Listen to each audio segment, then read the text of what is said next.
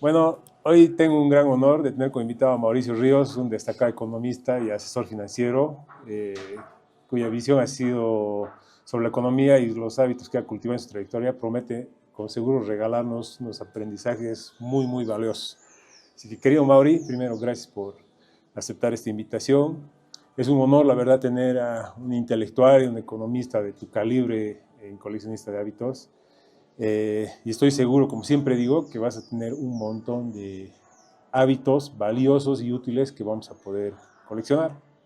Entonces, sin más preámbulo, quiero preguntarte, Mauri, eh, ¿quién es para ti, qué significa, qué representa Javier Milei? ¿Qué representa Javier Milei? Primero, bueno, antes que nada, gracias por honrarme con tu invitación. En realidad estoy encantado de estar en tu nuevo programa de podcast. Ya habíamos hablado hace mucho de que ibas a iniciarlo, así que me parece estupendo que finalmente haya visto la realidad del proyecto, así que cuenta con todo mi apoyo más allá de esta conversación que insisto, que me honra. Muchas gracias, viejo. Javier Milei, primero, antes que nada, es un amigo personal. He tenido la fortuna de conocerlo personalmente porque fui parte de una iniciativa junto a unos amigos de Santa Cruz de traer a Javier Milei a inicios de 2020 para divulgar un poco más los valores de la filosofía de la libertad, del liberalismo en términos generales en Bolivia, porque hacía mucha falta que hubiera un golpe, si se quiere, un golpe de frescura en la intelectualidad nacional, y creo que lo conseguimos. Porque, entre otras cosas, fue inmediatamente antes de la pandemia, y Javier Milei, si tuvo algún impacto, fue justamente durante la pandemia. En Argentina ya estaba haciendo mucho furor. Yo conocí a Javier, si no me equivoco, entre el 2017 y 2018 en un congreso de economía austriaca en Rosario.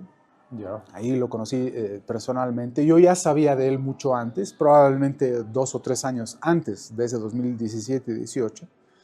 Entonces ya sabía de qué se trataba Javier Milei y guardaba mucha rivalidad con unos amigos y colegas con los que yo había estudiado también, tanto online como personalmente, como Adrián Ravier y algunos otros como Roberto Kachanovsky, con quien todavía guarda mucha rivalidad Javier Milei. Javier. Con Adrián no. Por suerte llegaron a acuerdos muy importantes y ahora trabajan juntos, ¿no? Adrián incluso estaba postulando a la diputación, finalmente no se pudo por asuntos de papeleo, asuntos legales y demás. Creo que a fin de cuentas ha terminado siendo mejor que Adrián juegue el rol que ahora mismo está jugando, desde lo académico, intelectual y demás. Javier Milei es un personaje que ha sabido primero superarse personalmente. Tiene una experiencia de vida muy rica, tiene muchas cosas por decir, y lo primero que puedo decir es que es muy auténtico.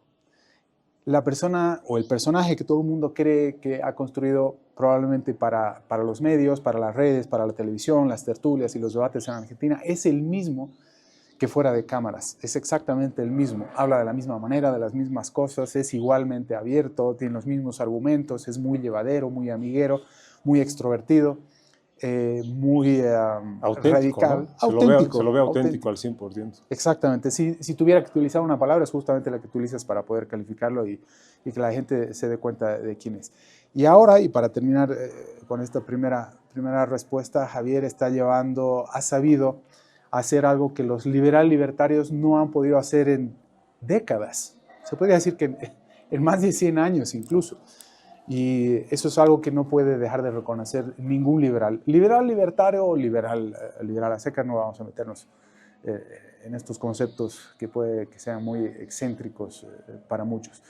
Pero es algo que el liberalismo en general tendría que estar agradecido que haya sucedido, porque está trayendo un cambio radical, es un cambio de paradigma que no se había visto probablemente nunca en la historia del propio liberalismo, cuando no, al menos en la historia del liberalismo de todo el siglo XX, que ya es muchísimo de decir. No se veía una disrupción tan grande probablemente desde que se le concedió el Nobel a Hayek en 1974, que es un economista muy destacado del liberalismo, el liberalismo libertario, y que cambió radicalmente la ciencia, la intelectualidad, y qué sé yo, y que tenía mucho que ver después de lo que pasó tanto durante la Segunda Guerra Mundial como todo el tiempo después, las barbaridades extraordinarias que hicieron los nazis hasta el día de hoy, que mucha gente no encuentra cuál es el vínculo, qué es lo que ha sucedido con esto de la escuela austríaca y el liberalismo, además, a partir de la Segunda Guerra, es muy importante y es uno de los motivos por los cuales yo he seguido esa línea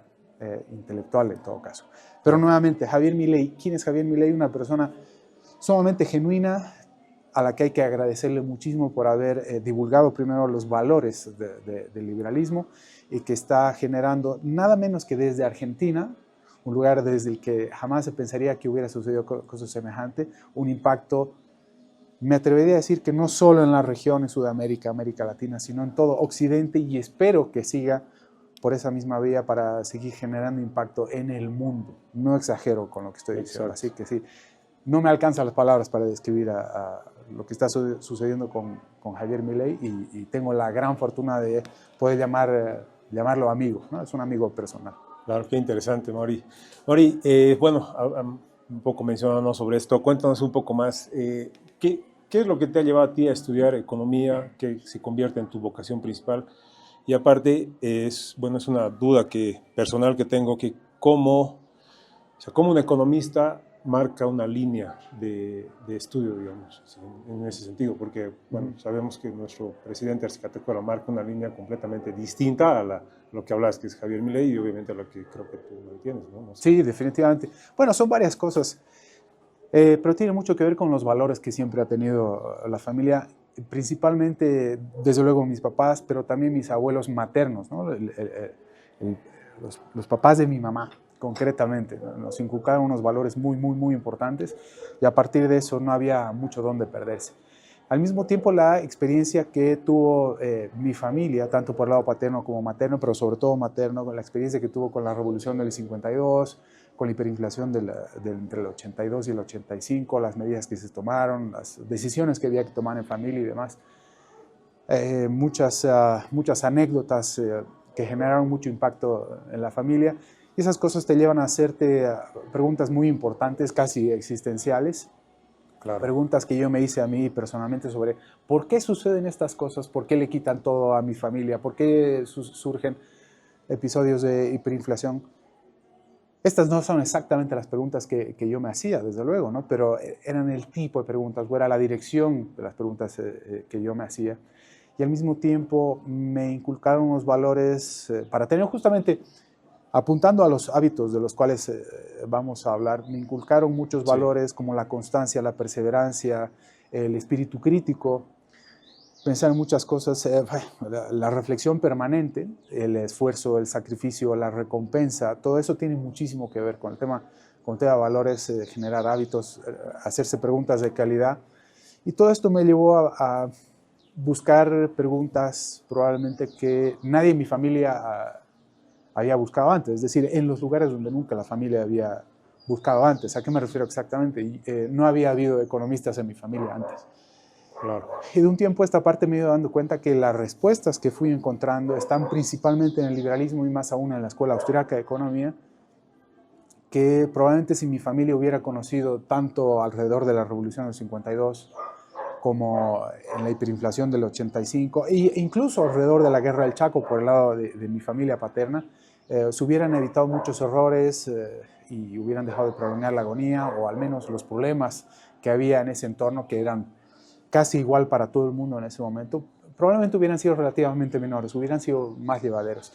Entonces, toda esa experiencia y esas preguntas las he ido aplicando al ámbito profesional hoy mismo para poder ayudar tanto a la familia a evitar episodios similares como los del pasado y al mismo tiempo a mi entorno y a todos aquellos quienes crean que yo tengo cierto criterio para aplicar ciertas ideas también en base a esas preguntas y esa experiencia y demás. Claro. O sea, has logrado, personalmente considero mucho en muy corto tiempo, es bastante joven, tienes 5 libros publicados, 2 escritos por ti, 3 colaboraciones, tienes tu maestría y estás a punto de obtener tu doctorado. Entonces, y obviamente luego genera una carrera que eres de los economistas más importantes de Bolivia. Muchas gracias. Entonces, ya entrando un poco en contexto, ¿cuál crees que es el hábito a ti que te ha llegado, o el hábito más importante con el que has podido lograr, digamos, hasta el momento todo esto? que te haya colaborado más? Sí, bueno, muchas cosas, muchos hábitos, como digo, que vienen mucho de los valores de mi propia familia, pero particularmente de mi mamá, yo creo. Con estas preguntas me hiciste pensar ya mucho sobre estos asuntos, ya desde mucho antes, y no es fácil, no es fácil tener una respuesta sencilla, pero si me fuerzas, me impresionas un poco, yo creo que por el hábito que me enseñó a tener mi mamá de la lectura, mucha lectura, aprender a disfrutar de la lectura, saber elegir buenas lecturas, pero también escribir, las dos cosas, la práctica de ambas cosas, yo creo que es muy importante. No solamente la lectura de libros clásicos, sino además, como decía más temprano, la lectura con espíritu crítico. Claro. Yo disfruto mucho más de la lectura. No estoy hablando de literatura clásica ni de novelas, sino mucho de ciencia social, concretamente de economía, y muchas cosas relacionadas también. Por ejemplo, ahora estoy terminando de leer una novela que ya había leído antes en inglés, que es La Rebelión de Atlas, de Ayn Rand. La estoy leyendo ahora mismo en español. La estoy disfrutando mucho más que antes, porque la primera vez la había leído hace probablemente casi 15 años probablemente, y con el recorrido intelectual que uno tiene ahora, pues el mensaje lo capta de manera distinta, ¿no? Aparte que la novela, exactamente, aparte que la novela está escrita pues, sensacionalmente, la habilidad que tenía Ayn Rand para escribir era impresionante, los diálogos son exquisitos, y es una lectura intensa con un mensaje muy, muy claro, muy duro, y ahora a esta edad y con cierta experiencia lo asumes de otra manera, pero hábitos, muchísima lectura con espíritu crítico y escribir para saber ordenar ideas y seguir adelante y seguir haciéndote preguntas de calidad en relación a qué es lo que estás buscando, ¿no? Respuestas, claro. Preguntas de calidad y demás. Básicamente eso. Pero en el tema me mencionabas, cuando hablábamos para la previa, esto que mente y cuerpo no pueden ir separados. Entonces, ¿qué hábito consideras que es el que te mantiene ese equilibrio? Además de esto, de la lectura y escribir de manera permanente, reflexionar de manera permanente, muchísimo deporte, mucho deporte. Es algo que no se ha dejado nunca en la familia. No estoy hablando solamente de mis papás y mis hermanos, sino además en la familia, mi abuelo materno, que menciono mucho, hacía muchísimo deporte, pero de siempre, hasta casi sus últimos días, hacía muchísimo deporte. Jugaba pelota vasca, hacía mucho remo, hacía remo tanto en la famosa laguna Cuellar en Cochabamba, que ya no existe. Después hacía mucho remo en casa también. Bueno, esto, ¿qué es lo que genera? Primero, que te hace sentir muy bien, pero hace que tu mente esté en orden, hace que vivas el presente, que no estés distraído ni con el pasado ni con el futuro, con temores sobre qué pueda suceder mañana o qué lástima que me sucedió esto en el pasado. Y saber vivir el presente.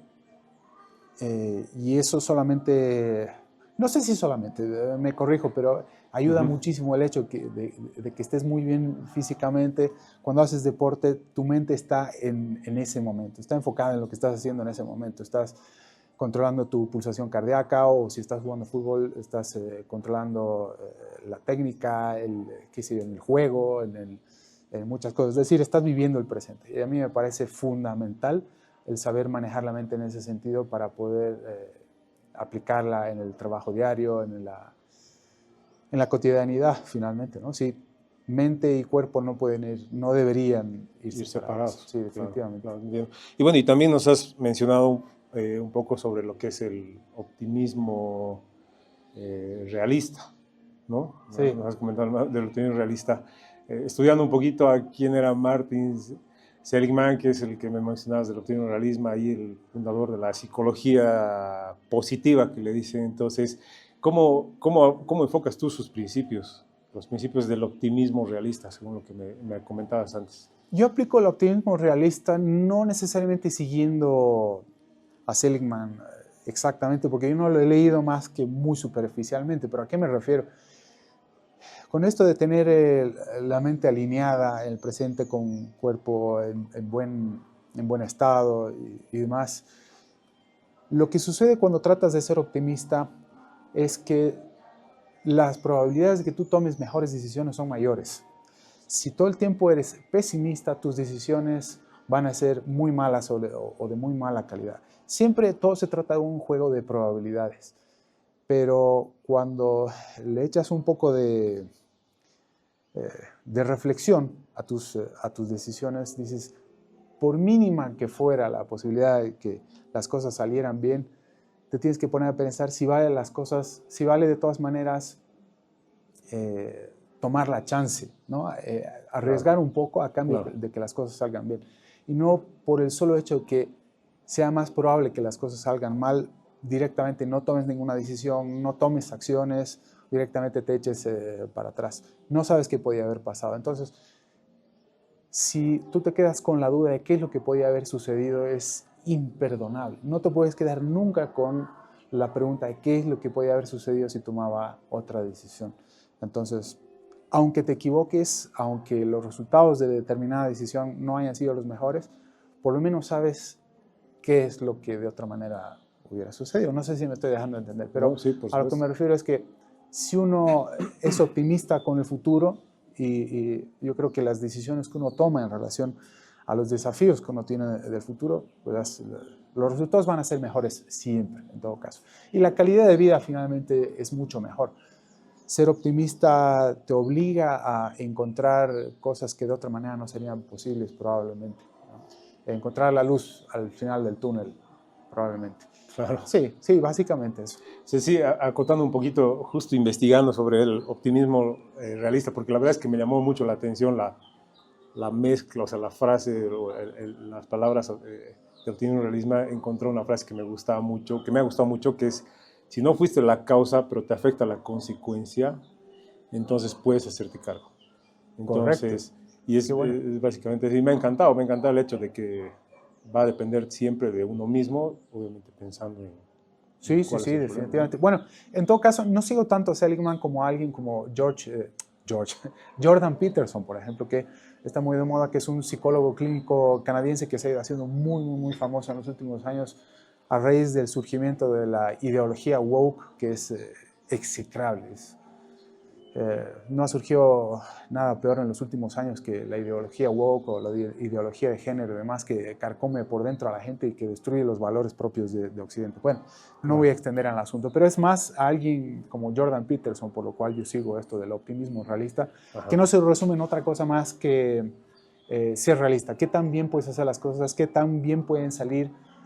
Por más que las probabilidades de que salgan bien sean mínimas. Pero ¿qué puedes hacer tú al respecto? Toma una decisión y hazlo. No porque las probabilidades de que las cosas salgan mal vas a echarte para atrás o vas a quedarte en la inacción. Exactamente. Mauri, y ahora sacándote un poquito de información de la parte, digamos, económica, nos gustaría, no sé si nos puedes dar algunos consejos según tu experiencia. Yo lo enfoco desde dos puntos de vista. Hay un punto de vista que es el emprendedor o el independiente y está el dependiente o el asalariado. Entonces, ¿qué hábitos crees tú que estas personas deberían cultivar para tener una relación más saludable con su economía? Bueno, siempre, seas emprendedor o no, siempre tienes que ser, hay que saber aplicar la frugalidad, no lanzarse irresponsablemente a realizar gastos por encima de los ingresos que uno tiene. Otra cosa sería ser inversionista. Ser inversor significa tener que incrementar los riesgos, pero muchas veces los riesgos no atañen únicamente a la billetera, por si fuera poco, sino además el entorno inmediato que te rodea, qué sé yo, si estás casado, si tienes hijos y demás. Emprender no es para todo el mundo, pero nuevamente, como decía más temprano, si acaso uno quiere emprender, no se puede quedar con la duda sobre si realmente lo podía haber hecho o no, si está realmente hecho para emprender o no. De verdad que el que haya gente que no emprenda no quiere decir que sean cobardes o que hay gente más valiente que otra, sino que uno se debe dar cuenta de cuáles son sus alcances, en qué se especializa, si está hecho para eso o no realmente, si tiene la mentalidad de emprendedor o no, si está hecho para asumir los propios embates de la vida y demás. Gracias, gato. Gracias, Edgardo. Qué gusto. Qué bonito.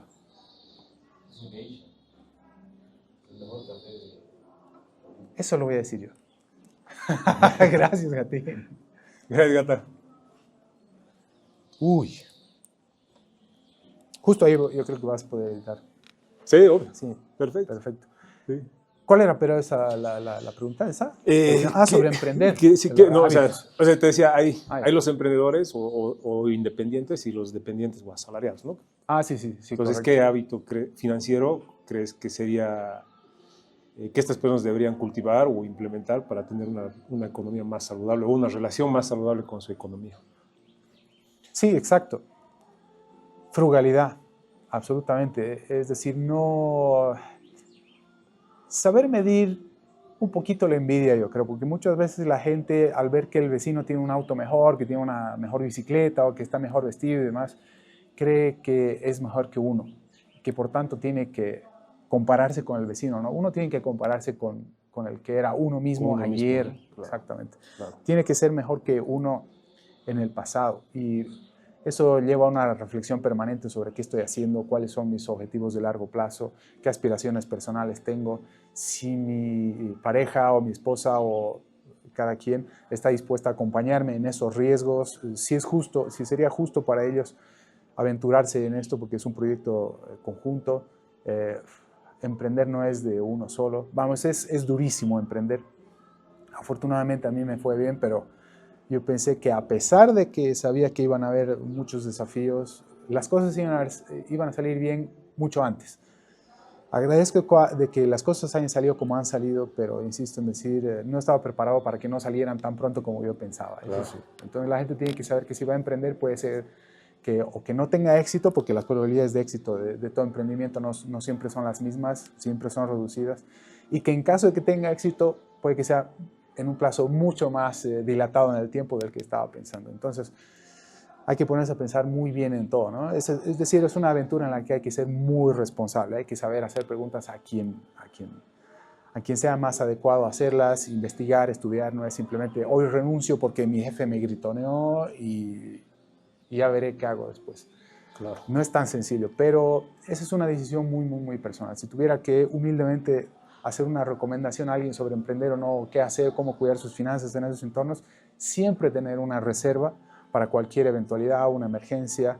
No es lo mismo tener una reserva para emprender que para cualquier eventualidad, una emergencia, una enfermedad, un accidente o lo que sea. Así que frugalidad primero, saber ahorrar, saber tener dinero aparte, saber en qué vale la pena gastar en determinado momento o no, y no compararse con los demás definitivamente. Eso es primordial. Sino saber llevar además proyectos de manera conjunta con el entorno inmediato que uno tiene, porque si uno se equivoca, los errores también los sufre el entorno inmediato. Claro. Bueno, y de hecho ahí juega un papel muy importante para las personas casadas, tener el acuerdo con tu esposa o tu pareja que te ponga el pecho mientras tú estás emprendiendo y ellos puedan, digamos, sobrellevar no sé, y viceversa. La familia, claro, o viceversa, obviamente, si la esposa quiere y ahí el esposo también, el marido tiene que estar también de frente a las adversidades que va a tener toda la familia. Todavía sigues comiendo, todavía sigues gastando, hay hijos, hay colegio, entonces necesitas tener ese apoyo, sería ese apoyo, digamos, de la segunda parte, de tu otra mitad. Justo en el episodio 2, cuando hablamos con Obi, con Osvaldo Zabalaga, él mencionaba mucho el apoyo que tiene, digamos, de parte de su esposa en lo que es el emprendimiento con su granja y todo. Entonces sí, es súper importante tener esa parte bien transada, digamos, con la pareja, ¿no? Sí, conversada, acordada, sí. Acordada. Saber medir riesgos, exactamente. Conversar mucho. O sea, tú como intelectual, digamos, ¿qué libros, qué podcasts, qué documentales podrías recomendarnos para que podamos, no siempre en el tema económico, sino un bienestar general que podrías aconsejar a la gente, que nos puedes aconsejar a todos? Sí, bueno, de libros, concretamente de economía, para entender un poco de economía y no necesariamente ser economista, yo considero que tanto como el odontólogo, el arquitecto, el ingeniero y demás, todos tienen que saber algo de economía, de la buena economía. Y por buena economía yo humilde considero que es la Escuela Austríaca de Economía, o puede ser la de la Escuela de Chicago también. Pero comenzaría probablemente con Economía en una lección de Henry Hazlitt, o Economía Básica de Thomas Sowell, o Lo que se ve y no se ve de Frédéric Bastiat, Libertad de elegir de Milton Friedman. Vamos, tengo muchas sugerencias, recomendaciones. La que mencioné más temprano también, La rebelión de Atlas, de Ayn Rand, aunque esa es una novela de más de 1000 páginas. pero yo la disfruto mucho, no sé, no es para todo el mundo. La economía en una lección es mucho más fácil, mucho más comprensible, está dirigida a la divulgación. Así que con libros yo creo que con eso es ya bastante y se van a dar cuenta solos qué viene después. Con podcasts, no sigo muchos programas de podcast completos porque, por ejemplo, el de el de Joe Rogan es muy bueno, pero son demasiado largos. Hay veces que duran 3 horas. Yo no tengo 3 horas para dedicarle a Joe Rogan, así que por suerte él tiene muchos cortes, muchos cortos muy buenos sobre preguntas clave que hace a sus invitados y eso ayuda muchísimo. Así que seguiría mucho a Joe Rogan, entre otras cosas porque se anima a hacer preguntas que nadie más se atreve a hacer, porque no es políticamente correcto, eso es de apreciar hoy en día, porque todo el mundo es mucho más fácil seguir lo políticamente correcto. A mí me gusta lo disruptivo, ¿no? ¿Qué es tu línea más o menos? ¿No? Exactamente, a mí me gusta, me encanta fastidiar, siempre he sido muy revoltoso. Ir a la pelea en uno de tus... Bueno, yo voy a recomendar tu podcast, Poder y Mercado, porque en uno de esos episodios también hasta me he acordado que me reía de lo que lo retabas a un debate no me acuerdo, era Chávez, creo. Sí. Entonces Chávez. Lo espero, estaba así, yo decía... Bueno, eso no es parte de mi programa de podcast. Mi programa de podcast lo tengo, digamos que está en stand-by porque me planteé justamente desafíos, como decía más temprano, hay que saber medir cuáles son los desafíos que uno puede asumir. Me planteé desafíos de entrevistar a gente con la que yo trabajo o solía trabajar, que son gestores de fondos de inversión, por ejemplo, o abogados especializados en planificación patrimonial internacional, jurisdicciones offshore, todo este tipo de cosas. Y todos viven en el exterior y muchas veces el principal desafío era coordinar las agendas, la diferencia horaria. Con España habían entre 5 y 6 horas de repente. Claro. Era mucho más fácil, además en pandemia, porque nadie salía, entonces le dedicaba mucho más tiempo a este tipo de cosas estando en casa. Tanto para mí como para ellos era mucho más llevadero. Pero de un tiempo a esta parte las cosas cambian también. Terminamos saliendo de las casas.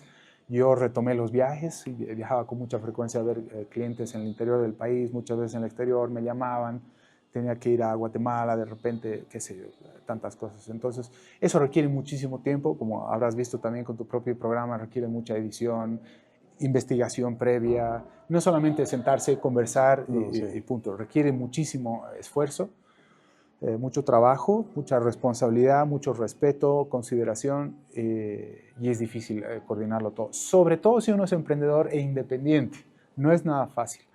Y además uno tiene que saber ofrecer qué es lo que le puede entregar a la otra persona. No es simplemente que si yo le pido va a sentarse conmigo a cambio de absolutamente nada. Tiene que ser, vamos, es tiempo de ambos. No es tan sencillo, es tiempo de ambos. Es muy importante. Y en este tiempo, en estas épocas el tiempo es caro, cuesta. Exactamente, cada vez más en todo caso.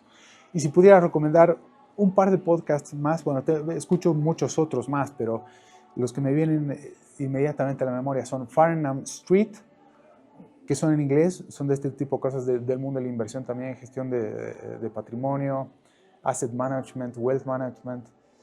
Y otro, bueno, Farnham Street, por ejemplo, tiene un episodio que siempre trato de escuchar mucho, que es a Bill Ackman, que es un inversor muy conocido y reconocido en Estados Unidos, joven, que hace mucho tiempo se lo consideraba como el próximo Warren Buffett. Creo que era una exageración, pero de todas maneras es un gran inversor del que se puede aprender mucho.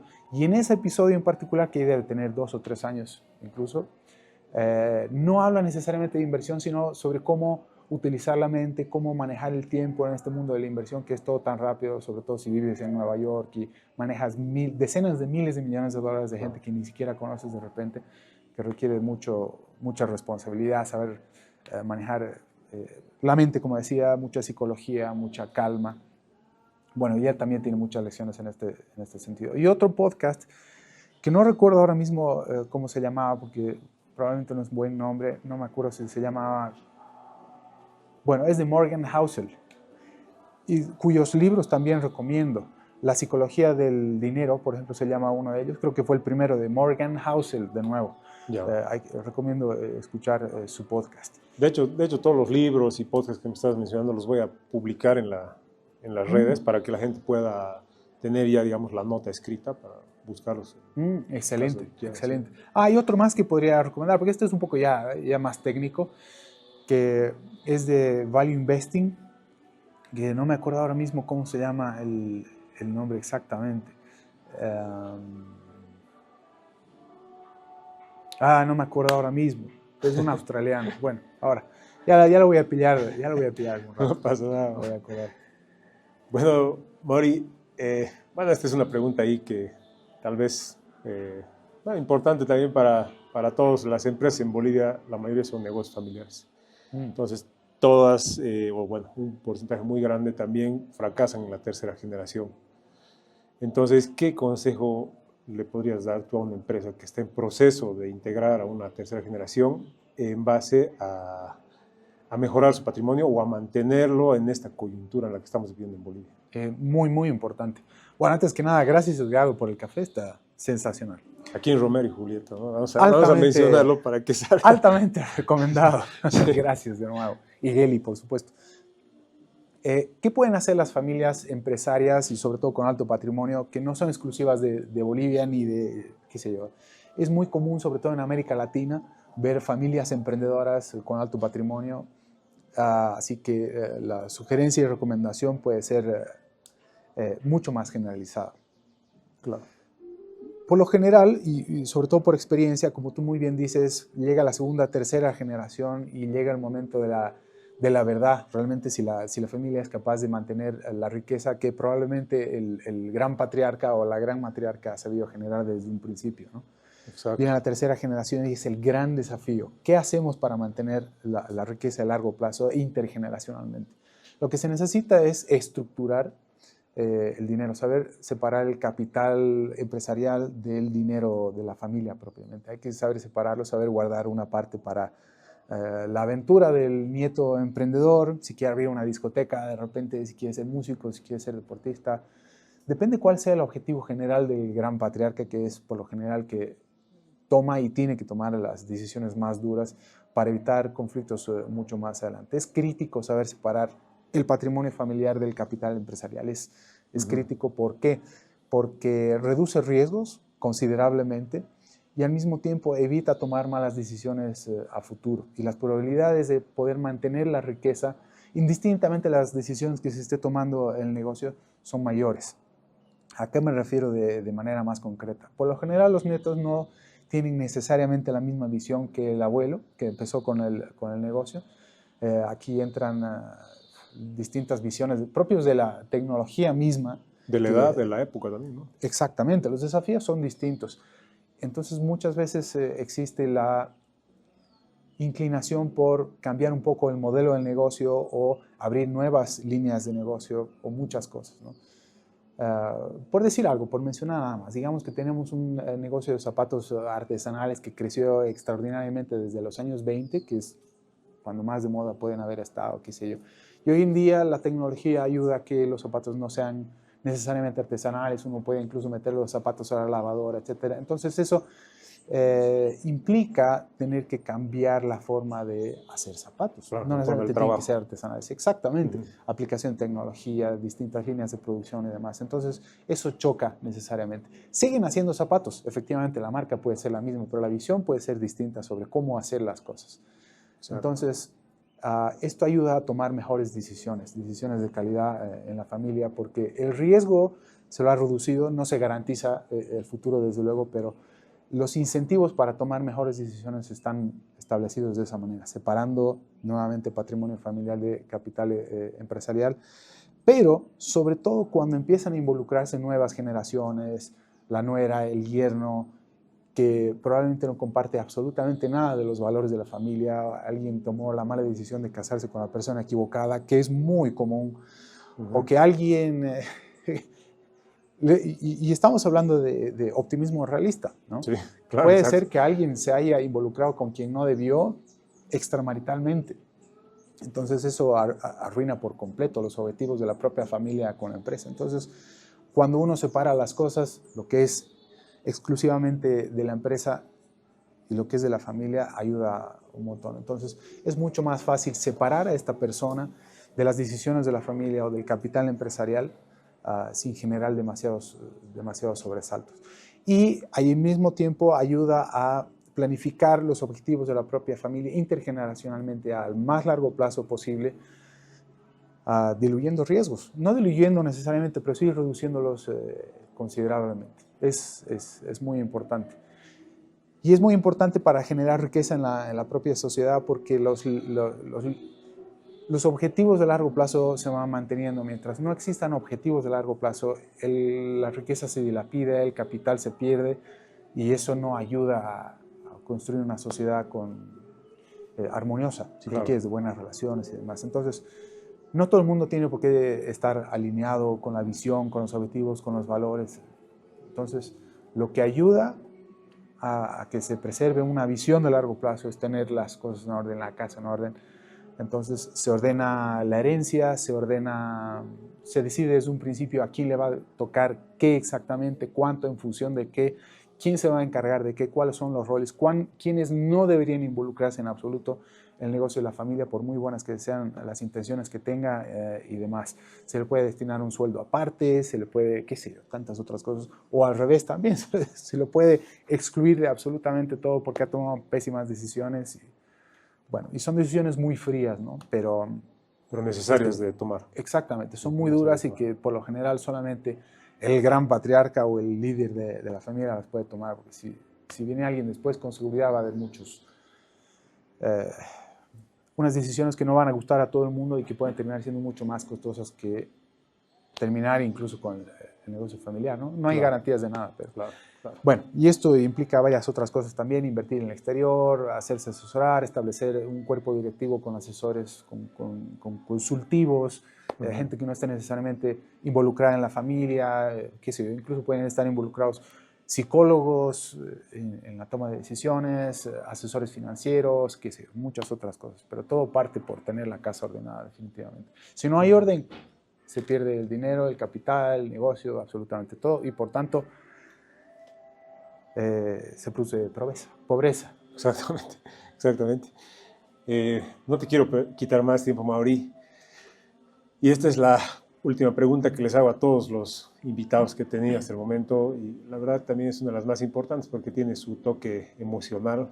Entonces, quisiera saber si tienes una persona vitamina que te ayude en lo que es tu mejora de rutina de ejercicio, mente, espíritu, o en general, digamos. Si alguien me impulsa, si alguien me acompaña, ¿me dices? ¿O? Sí, si alguien te acompaña, te apoya, o simplemente es una persona que te escucha y ahí está siempre contigo.